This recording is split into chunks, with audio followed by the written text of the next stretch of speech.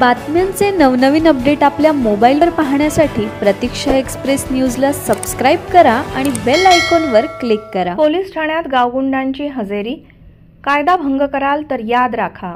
पंढरपुरातील police अधिकारी रस्त्यावर, गुंडांना बसू लागली खाकीची भीती।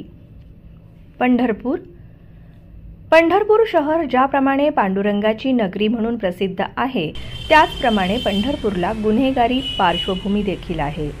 परंतु असे छोटे मोठे दादा भाई गुंड यांनी तोंड वर काढू नये।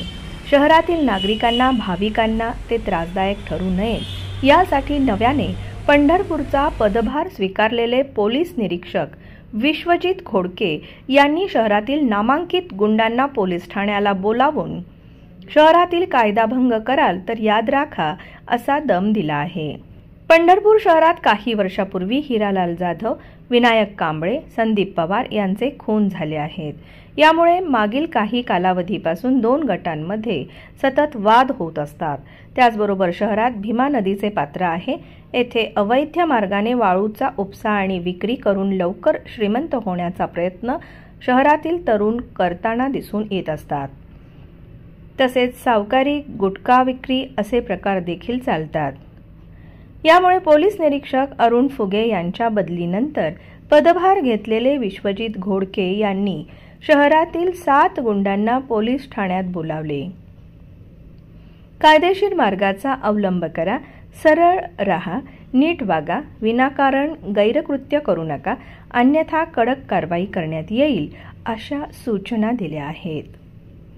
त्याचबरोबर पोलीस पथक घेऊन पोलीस निरीक्षक घोडके संध्याकाळी अचानक रस्त्यावर चालत फिरत आहेत। यामुळे रोड रोमियो गावगुंड यांच्यामध्ये खाकीविषयी भीती निर्माण होताना दिसून येत आहे। साताऱ्यात एकाच गुन्ह्यामध्ये 49 जणांना मोका। साताऱ्यात कार्यरत असताना एकाच गुन्ह्यामध्ये 49 जणांवर पोलीस निरीक्षक विश्वजित घोडके यांनी मोका अंतर्गत कारवाई केली होती। अशा प्रकारे एकाच वेळी एवढ्या जणांवर कारवाई करण्याची घटना महाराष्ट्रातील पहिलीच घटना आहे। यामुळे पंढरपूर शहरात देखील गुंड प्रवृत्तींच्या लोकांवर मोका अंतर्गत कारवाई होऊ शकते। शहरातील पालकांमध्ये आनंद तर व्यसनाधीन दुःखी।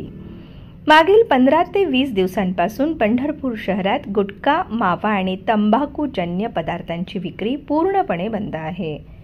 यामुळे शाळेतील विद्यार्थी आणि तरुण गुटख्याच्या व्यसनापासून लांब राहणार आहेत। साहजिकच पालक वर्गातून आनंद व्यक्त होत आहे, तर गुटख्याचे व्यसन करणाऱ्यांना गुटखा मिळत नसल्याने त्यांच्यामधून नाराजी व्यक्त केली जात आहे।